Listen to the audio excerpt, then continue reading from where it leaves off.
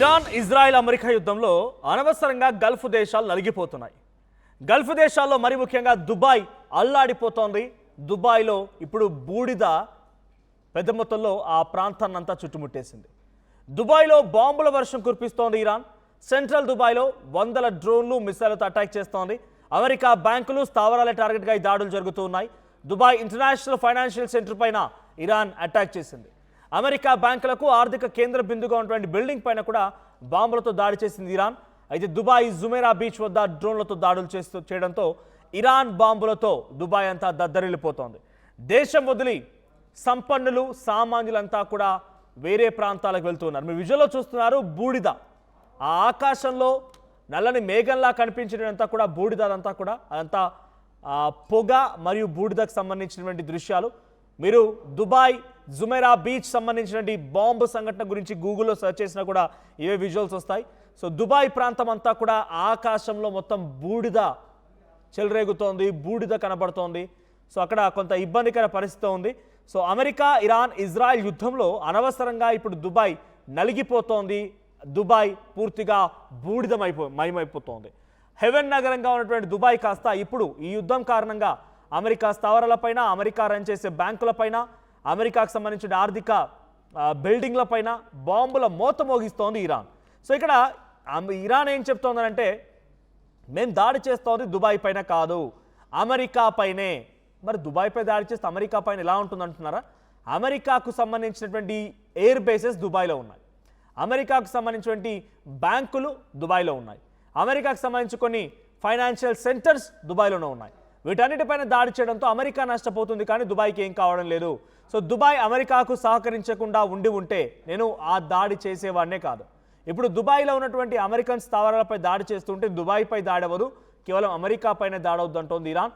So ఇప్పుడు ఆ దాడుల కారణంగా బాలిస్టిక్ మిసైళ్లు, డ్రోన్లు ఇవన్నిటితో దాడి చేయడంతో పెద్ద మొత్తంలో మంటలు చెలరేగుతున్నాయి. నిన్న చూసాం మనం ఒక high tower, high rise building పైన కూడా దాడి చేయడంతో 29th ఫ్లోర్లో డ్రోన్ అటాక్ రావడంతో పెద్ద మొత్తంలో ఆ ప్రాంతం అంతా కూడా మంటలు చెలరేగాయి.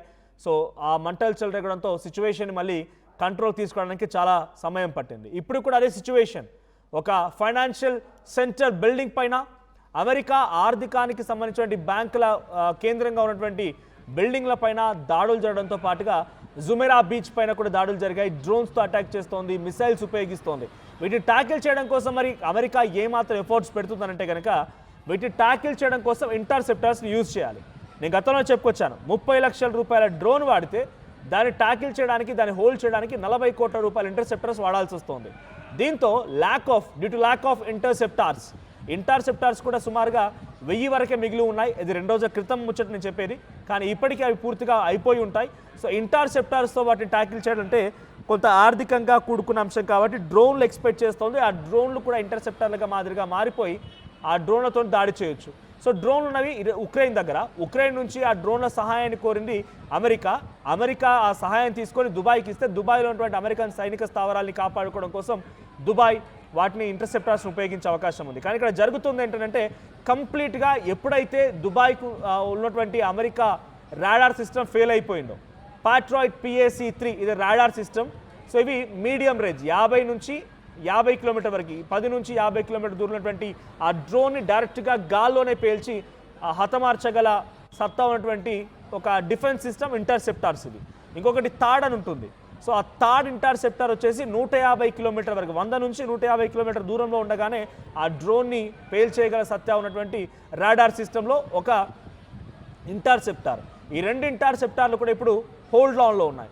ఒకటి ఇంటర్సెప్టర్ అనుకున్న స్థాయిలో డెఫిషియన్సీ ఉండడం, సో సరిగా సరిపోకపోవడం, తర్వాత రాడార్ సిస్టమ్ బ్రేక్ అవ్వడం. ఇరాన్ ఏం చేసిందంటే అమెరికా రాడార్ సిస్టమ్ని బ్రేక్ చేసింది.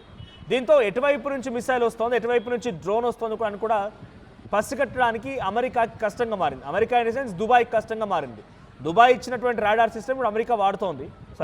అమెరికా ఇచ్చిన రాడార్ సిస్టమ్ ఇప్పుడు దుబాయ్ భూభాగం నుంచి వినియోగిస్తోంది అమెరికా. సో ఆ రాడార్ సిస్టమ్ ఫెయిల్ అవ్వడంతో, ఆ రాడార్ సిస్టమ్ పనిచేయకపోవడంతో ఇప్పుడు డైరెక్ట్గా మిసైల్ కానీ డ్రోన్లు కానీ డైరెక్ట్గా దుబాయ్కి వచ్చి దుబాయ్ బిల్డింగ్స్ని, దుబాయ్కి సంబంధించినటువంటి ప్రముఖమైనటువంటి ప్రాంతాలని, దుబాయ్లో ఉన్నటువంటి అమెరికన్ సైనిక స్థావరాలని, దుబాయ్లో ఉన్నటువంటి ఇంటర్నేషనల్ ఎయిర్పోర్ట్ని సైతం ఢీకొట్టగలుగుతున్నాయి. సో దీంతో వరుస దాడులతో దుబాయ్ అల్లాడిపోతోంది, వణికిపోతోంది.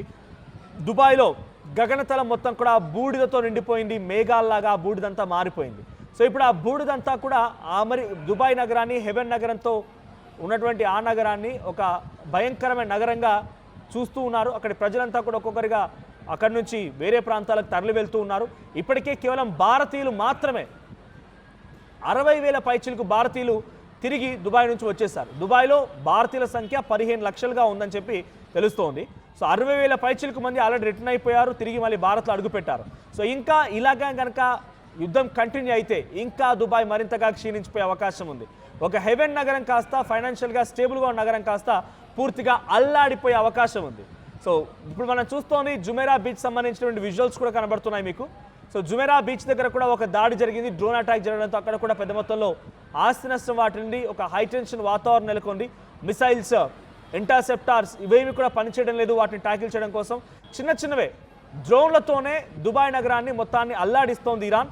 సో ఒకవేళ ట్రంప్ కనుక ఈ రకంగా దుబాయ్ను ఉపయోగించకుండా డైరెక్ట్గా ఇజ్రాయెల్తో కలిసిపోయి ఇజ్రాయెల్ నుంచి మాత్రమే అటాక్ చేయాల్సి వస్తే బహుశా ఈ స్థాయిలో దుబాయ్ కానీ గల్ఫ్ కంట్రీస్ అయినటువంటి ఖతార్, కువైట్, యుఏఈ ఇవేవి కూడా ఆ గల్ఫ్ కంట్రీస్ కూడా ఇబ్బంది పడేవి కావేమో. సో యాజ్ ఆఫ్ నౌ ఇప్పటికైతే దుబాయ్ నగరం మొత్తం అల్లాడిపోతోంది. ఆకాశం మొత్తం కూడా ఏరాగైతే మేఘాలు ఉండిపోతాయి, ఆ రకంగా బూడిదతో కూడినటువంటి మేఘాలు నిలిచిపోయాయి. సో వాటితో అక్కడ పొల్యూషన్ కూడా హై రైజ్ అమౌంట్లో పొల్యూషన్ కనిపిస్తోంది. ఈ పొల్యూషన్తో అట్ ది సేమ్ టైం వరుసగా అటాక్స్తో కొంతమంది ఇప్పటికే దుబాయ్లో కూడా గాయాలైపోయి ఆసుపత్రిలో చికిత్స పొందుతున్న వారు, ఫైనాన్షియల్గా లాస్ అయిన వారు, బిల్డింగ్స్ కుప్పకూలిపోయిన సంఘటనలు కూడా ఉన్నాయి. ఇవన్నీ జరుగుతూ ఉన్న తరుణంలో దుబాయ్ నగరం నుంచి చాలామంది వెళ్ళిపోవడం చూస్తూ ఉన్నాం. సో దుబాయ్ నగరం ఈ స్థాయిలో నష్టపోతుంది, ఈ స్థాయిలో అనవసరంగా తనకి తెలియనటువంటి ఒక యుద్ధంలో ఇరుక్కొని ఇంత ఇబ్బంది పడాల్సి వస్తుందని బహుశా ఎవరు కూడా ఊహించి ఉండరు. దుబాయ్ నగరం ఒకప్పుడు వెరీ నియర్ ఫ్రమ్ ఇండియా. ఉదాహరణకి హైదరాబాద్ నుంచి ఒక 4 గంటల విమాన ప్రయాణం చాలా దగ్గరగా ఉంటుంది. అక్కడికి వెళ్ళిపోయి పెట్టుబడులు పెట్టిన వాళ్ళు, అక్కడ ఇన్వెస్ట్మెంట్ చేసిన వాళ్ళు, అక్కడ ట్యాక్స్ ఫ్రీ అనేటువంటి ఆధారితంగా వ్యాపారాలు చేసిన వాళ్ళు, ఉద్యోగరీత్యా వెళ్ళిన వాళ్ళు, కార్మికులుగా వెళ్ళిన వాళ్ళంతా కూడా ఇప్పుడు కొంత ఇబ్బంది పడాల్సి వస్తుంది. ఇప్పటికే దుబాయ్లో ఉన్నటువంటి చాలా ప్రొఫెషనల్స్కి, ఐటీ ప్రొఫెషనల్స్ కానీ లేకపోతే ఇతరత్ర ప్రొఫెషనల్ అన్నిటి కూడా వర్క్ ఫ్రమ్ హోమ్ ప్రకటించడం జరిగింది. వాళ్ళందరూ కూడా ఇంటి దగ్గరే ఉండి వర్క్ ఫ్రమ్ హోమ్ చేసుకుంటున్నారు. సో కార్మికుల పరిస్థితి, ఆ సదరు కాంట్రాక్టర్లే పూర్తి బాధ్యత తీసుకున్న వారికి తిండి తిప్పలన్నీ కూడా వాళ్ళే ఆలోచిస్తూ ఉన్నారు, వాళ్ళ దగ్గర నుంచే తీసుకుంటూ ఉన్నారు. సో ప్రజెంట్ అక్కడ దుబాయ్లో సిచ్యువేషన్ ఏంటి, మరిన్ని అప్డేట్స్ తెలుసుకునే ప్రయత్నం చేద్దాం. కృష్ణమోహన్ సిద్ధంగా ఫోన్ లైన్లో. కృష్ణమోహన్, అప్డేట్స్ ఏంటి? దుబాయ్ నగరంలో బూడిద మేఘాలు కనబడుతూ ఉన్నాయి. ఇరాన్, ఇజ్రాయెల్, అమెరికా నగరంలో అనవసరంగా మధ్యలో ఉన్నటువంటి దుబాయ్ పూర్తిగా అస్తవ్యస్తంగా మారుతోంది, వణికిపోతోంది, అల్లాడిపోతోంది. ఇంకా ఏం జరగవచ్చు? దుబాయ్లో ఎటువంటి సిచ్యువేషన్ కనబడుతోంది? ఎస్ సార్, డెఫినెట్ గా ఇరాన్, ఇజ్రాయెల్, అమెరికా యుద్ధంలో మధ్యలో దుబాయ్ నలిగిపోతుంది అని చెప్పి చాలా స్పష్టంగా మనకు అర్థమవుతుంది. చూస్తుంటే దుబాయ్ లో బాంబుల వర్షం కురిపిస్తుంది. ఇరాక్ సెంట్రల్ దుబాయ్ లో 100 డ్రోన్లు మిసైల్ తో అటాక్ చేస్తుంది. ఉదయం నుంచి కూడా, నిన్న రాత్రి నుంచి కూడా ఇదే పరిస్థితి మనకు స్పష్టంగా అర్థమవుతోంది.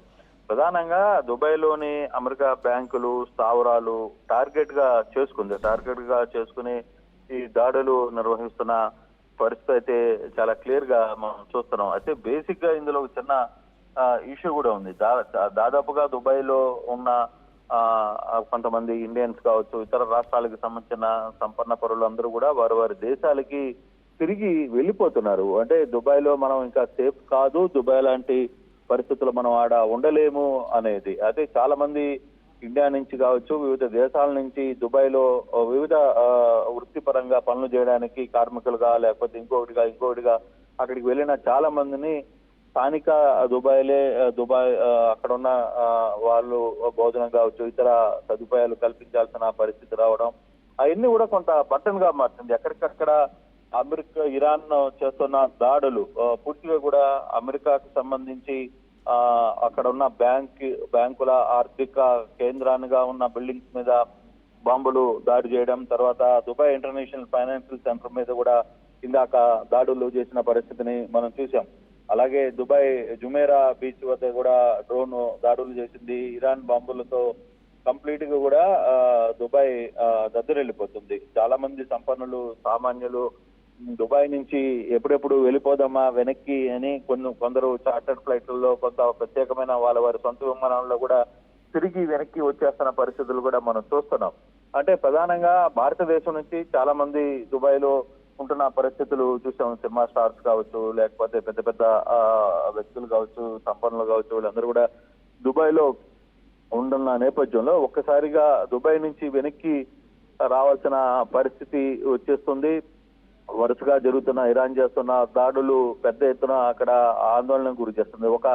మరో కొత్త ప్రపంచం లాంటి దుబాయ్, చాలా మంది పర్యాటకులు దుబాయ్కి వెళ్ళాలి, అక్కడ ఉన్న పరిసరాలు ప్రాంతాలు చూడాలి అని చాలా మంది వెళ్తుంటారు. కానీ ఇప్పుడు అటువంటి పరిస్థితి లేదు. అక్కడ ఎక్కడ చూసినా శిథిలమైన భవనాలు, తర్వాత ప్రధానంగా ఆకర్షణీయంగా ఉండే భవనాలు మొత్తం కూడా కూలిపోయిన పరిస్థితి. సో ఏ క్షణంలో ఏ పరిస్థితుల్లో బాంబు పడుతుందా, ఎక్కడి నుంచి ఏం జరగబోతుంది అనే అంశంతో ఒక్కసారిగా దుబాయ్ పీపుల్ పూర్తిగా కూడా గందరగోళమైన పరిస్థితిలో ఉన్నారు. చాలా మంది ప్రధానంగా ఆంధ్ర నుంచి కూడా చాలా మంది తెలుగు వారు అక్కడ జరుగుతున్న పరిస్థితుల్ని ఎప్పటికప్పుడు కుటుంబ సభ్యుల దగ్గర చెప్పే ప్రయత్నం, కొంతమందికి అయితే కనీసం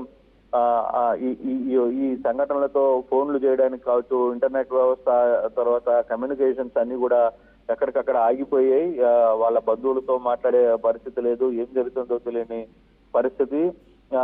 ఆంధ్రాలో కావచ్చు, లేకపోతే తెలుగు రాష్ట్ర ప్రజలు కావచ్చు, పక్కన ఉన్న పొరుగు రాష్ట్రాలైన కేరళ నుంచి ఎక్కువ మంది దుబాయ్ లో నివసించే ప్రయత్నం చేస్తుంటారు. అక్కడ చాలా మంది అక్కడ కార్మికులుగా చిరు వ్యాపారాలు చేసుకుంటూ తమ జీవితాన్ని సాగిస్తున్న నేపథ్యం వాళ్ళందరూ కూడా ఆందోళనలో కనపడుతున్న పరిస్థితి. కానీ ఇరాన్ మాత్రం పూర్తిగా కూడా దుబాయ్ ని ధ్వంసం చేసే పరిస్థితిలో ఉంది. ఇప్పటికే ఏదైతే దుబాయ్ లో బేస్ చేసుకున్న అమెరికాకు సంబంధించిన సంస్థలు, అమెరికాకు సంబంధించిన ఆర్థిక వ్యవస్థలు, తర్వాత అమెరికాకు సంబంధించిన బ్యాంకులు, వీటన్నిటిని టార్గెట్ చేసుకుని దుబాయ్ లో పూర్తిగా కూడా నాశనం చేస్తున్న పరిస్థితి మనం చూస్తున్నాం. చాలా గందరగోళంగా పరిస్థితి. అక్కడ ఏం జరగబోతుంది, ఎవరు ఎటువంటి పరిస్థితుల్లో ఎప్పుడు ఏం జరగబోతుందో కూడా తెలియని నేపథ్యంలో వ్యవహారం అయితే నడుస్తున్న పరిస్థితి అయితే ఉంది. ఎప్పుడు ఈ యుద్ధం వాతావరణం ఇప్పుడు మనం చూస్తున్నాం. ఈ యుద్ధం వల్ల పూర్తిగా కూడా మన ఆంధ్రప్రదేశ్ లో కావచ్చు, లేకపోతే రెండు తెలుగు రాష్ట్రాల్లో కావచ్చు, ఎటువంటి సమస్యలు వచ్చాయో, కనీసం హోటల్స్ క్లోజ్ చేసుకోవాల్సిన పరిస్థితి వచ్చింది. గ్యాస్ దొరకట్లేదు, గ్యాస్ ఫుల్ అయిపోయింది. తర్వాత మరి 2 రోజుల్లో పెట్రోల్ కూడా దొరకదు అని చెప్పి ఆందోళనలో పబ్లిక్ ఉన్నారు. సో ఇరాన్ చేస్తున్న దాడులు, లేకపోతే ఈ అమెరికా ఇజ్రాయెల్ మధ్య జరుగుతున్న ఇష్యూస్, వీటన్నిటిని ఒక్కసారిగా దీనివల్ల ఇరాన్ ఇజ్రాయెల్ మధ్య జరుగుతున్న వార్ ఏదైతే ఉందో, దీంతో పూర్తిగా కూడా అన్ని రాష్ట్రాల్లో కూడా ఇటువంటి సిచ్యువేషన్ కనపడుతున్న పరిస్థితి, కొంత గందరగోళమైన పరిస్థితి. కానీ దుబాయ్ లో పూర్తిగా మాత్రం నలిగిపోయిందని చెప్పాలి. దుబాయ్కి ఈ వార్లో ఎక్కడ సంబంధం లేకపోయినప్పటికీ మధ్యలో ఇరాన్ చేస్తున్న దాడులు, దుబాయ్ మీద చేస్తున్న దాడులు పూర్తిగా కూడా అస్తవ్యస్తానికి గురి చేసిన పరిస్థితి. చాలా మంది దుబాయ్ నుంచి ఎప్పుడెప్పుడు బయట పడిపోదామా, అసలు ఉంటే ప్రాణాలతో ఉంటామా లేదా అనేది కూడా అర్థం కాని పరిస్థితిలో ఉంది Manoj. Right, thank you Krishnamohan. So మొత్తంగా దుబాయ్ నగరం పైన ఇరాన్ పెద్ద మొత్తంలో మెరుపు దాడులకు పాల్పడుతోంది. అమెరికా సైనిక స్థావరాలపైనే కాకుండా అమెరికాకు సంబంధించి ఫైనాన్షియల్ బిల్డింగ్స్ పైన, అమెరికా బ్యాంకుల పైన, అమెరికా స్థావరాలే టార్గెట్గా ఈ దాడులు చేస్తోంది. దుబాయ్ నగరం దీంతో అట్టుడికిపోతోంది. డ్రోన్లతో దాడి చేసి దుబాయ్ నగరంలో పెద్ద మొత్తంలో ఆస్తి నష్టం వాటిలే విధంగా చేస్తోంది. అయితే ఇక్కడ ఇరాన్ చెప్తున్న మాట అంటే, మేము దుబాయ్ పై దాడి చేయడం లేదు, అమెరికా స్థావరాలపై దాడి చేస్తున్నాం కాబట్టి అమెరికాకి బిగ్గెస్ట్ లాస్. సో అమెరికాకి బిగ్గెస్ట్ లాస్ ఉంది కాబట్టి మేము దుబాయ్పై అటాక్ చేయడాన్ని తప్పుగా మీరు భావించొద్దు. సో దుబాయ్ నగరాన్ని మేము ఇబ్బంది పెట్టడం లేదు. సో దుబాయ్ గగనతలం పైన ఇప్పుడు మేఘాలు కమ్ముకున్నట్టుగా ఈ బూడిద పొగ మేఘాలు కమ్ముకున్నాయి. దీంతో ఆ ప్రాంతం అంతా ఒక్కసారిగా కొంత హైటెన్షన్ నెలకొంది. పొల్యూషన్ ఉంది, చాలామంది ఇబ్బంది పడుతూ ఉన్నారు. దీంతో చాలామంది కూడా హెవెన్ నగరమైనటువంటి దుబాయ్ని వదిలేసి బ్యాక్ వచ్చేస్తున్నారు, వెనక్కి తిరిగి వెళ్ళిపోతున్నారు, వాళ్ళ స్వస్థలాలకు వెళ్ళిపోతూ ఉన్నారు. సో ఆల్టర్నేట్ ఆప్షన్స్ కూడా చూసుకుంటున్నారు. సో మీరు ఎవరైనా దుబాయ్లో ఉంటే అక్కడ సిచ్యువేషన్ ఎలా ఉంది? ఈరోజు జుమేరా బీచ్పై దాడి జరిగిందా? ఎటువంటి సిచ్యువేషన్ ఉంది? సో మీరు ఎవరైనా దుబాయ్లో ఈ దాడి సమయంలో పర్సనల్గా యుద్ధం తాలూకా పర్యవసనాల్ని చవి చూసారా, ఎదుర్కొన్నారా? కామెంట్ చేయండి.